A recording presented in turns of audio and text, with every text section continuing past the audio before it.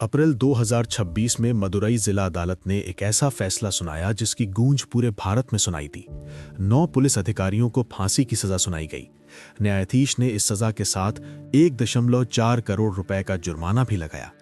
दुर्लभतम से दुर्लभ, rarest of rare सिद्धांत का हवाला देते हुए अदालत ने यह स्पष्ट कर दिया कि ये देश के इतिहास में सार्वजनिक विश्वास के साथ सबसे बड़े विश्वासघातों में से एक था। इस सरकारी हिंसा के शिकार 59 वर्षीय पिता जयराज और उनके 31 वर्षीय बेटे बेनिक्स थे।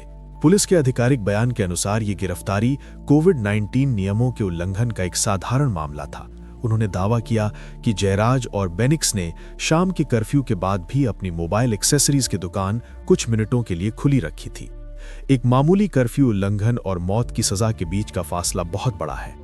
दुकान के शटर गिरने के बाद जो हुआ उसका विवरण ये बताता है कि अदालत ने इतनी सख्त सजा को ही एकमात्र उचित जवाब क्यों माना। इस गिरफ्तारी का लॉकडाउन के नियमों से कोई लेना देना नहीं था। जयराज ने एक दिन पहले पुलिस के व्यवहार पर सवाल उठाया था और जब बेनिक्स अपने पिता की मदद के लिए थाने पहुंचा तो उसे भी पिता के साथ कोठरी में डाल दिया गया। साथनकुलम थाने के भीतर दोनों को लगातार 7 घंटे तक बंधक बनाकर रखा गया। शाम 7:45 से अगली सुबह 3 बजे तक उन्हें उनके अंतः वस्त्रों में उतार दिया गया और एक लकड़ी की मेज पर बांध दिया गया। घंटों तक अधिकारियों ने उन्हें लाठियों और भारी प्लास्टिक पाइपों से पीटा। इस शारीरिक हमले के साथ मनोवैज्ञानिक क्रूरता भी चरम पर थी। बताया जाता है कि इंस्पेक्टर श्रीधर इस हिंसा की निगरानी कर रहे थे और जब भी पिटाई धीमी होती वे पूछते, इतनी शांति क्यों है? यह अधिकारियों के लिए हमले का अगला दौर शुरू करने का संकेत था। शारीरिक सबूतों को झुटलाया नहीं जा सकता था। अगली सुबह जब उन्हें वहां से निकाला गया तब तक दोनों की इतनी बुरी तरह पिटाई हो चुकी थी कि उनकी लुंगी को 6 बार बदलना पड़ा क्योंकि वे खून से लथपथ थे। ये यातना का एक सोचा समझा और घातक अभियान था। इस हमले की अवधि ये साबित करती है कि उन अधिकारियों ने कानून के हर मानक के ऊपर अपने व्यक्तिगत अहंकार और अनियंत्रित अधिकार को रखा। थाने के भीतर हुई इस हिंसा को जारी रखने के लिए बाहरी सहयोग की भी आवश्यकता थी। जब पुलिस ने घायल और लहूलुहान पुरुषों को स्थानीय चिकित्सा अधिकारी डॉक्टर वनीला के सामने पेश किया तो उन्होंने उनकी चोटों को नजरअंदाज कर दिया और उन्हें फिट घोषित कर दिया। इसके बाद न्यायपालिका ने भी उन्हें निराश किया।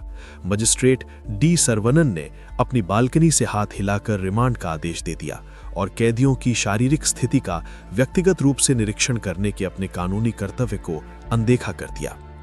कुछ दिनों बाद 100 किलोमीटर दूर एक अस्पताल में जयराज और बेनिक्स दोनों की आंतरिक रक्तस्राव और फेफड़ों के फटने के कारण मृत्यु हो गई। पुलिस ने तुरंत सबूत मिटाने की कोशिश की। उन्होंने थाने की सीसीटीवी फुटेज को हटा दिया और निरीक्षण के लिए आए एक न्यायिक मजिस्ट्रेट को डराने का प्रयास किया, लेकिन जनता के भारी विरोध और 2000 पन्नों की सीबीआई चार्जशीट के दबाव में यह पर्दाफाश नहीं टिक सका। अंततः एक महिला हेड कांस्टेबल ने पुलिस की उस मौन दीवार को तोड़ा और वो गवाही दी जो इन सजाओं को सुनिश्चित करने के लिए जरूरी थी। साथनकुलम की भयावहता इसके पैमाने में छिपी है। एक पिता और पुत्र की मृत्यु इसलिए हुई क्योंकि डॉक्टरों, मजिस्ट्रेटों और पुलिस की एक पूरी संस्थागत कड़ी ने मिलकर इस दोहरे हत्याकांड में मदद की और फिर इसे छिपाने का प्रयास किया। 2026 के इस फैसले ने एक कड़ा संदेश दिया। जब कानून के रखवाले निर्दोष लोगों की जान लेते हैं तो वे कानून के संरक्षण का अधिकार खो देते हैं। न्यायाधीश ने यह तय किया कि जनता के साथ हुए इस पूर्ण विश्वासघात के लिए केवल मृत्युदंड ही उचित है। अदालत ने यह भी सुनिश्चित किया कि पीड़ितों के परिवार को 1.4 करोड़ रुपए का मुआवजा मिले।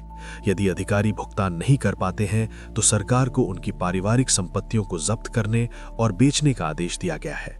ये एक ऐतिहासिक कानूनी जीत है, लेकिन हमें ये पूछना होगा कि क्या इस फैसले ने वास्तव में क्षेत्र में पुलिस बर्बरता की संस्कृति को रोका?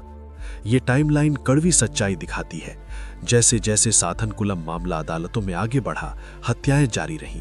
2021 में मुरुगेसन, जो कि एक फल विक्रेता था, की हिरासत में मौत हो गई। 2022 में 25 वर्षीय विघ्नेश की मौत हो गई। 2024 में महज 12 दिनों के भीतर 4 लोगों की हिरासत में मौत हो गई। 2025 और 26 में अजीत कुमार और आकाश डेनिसन की मौतें हुई।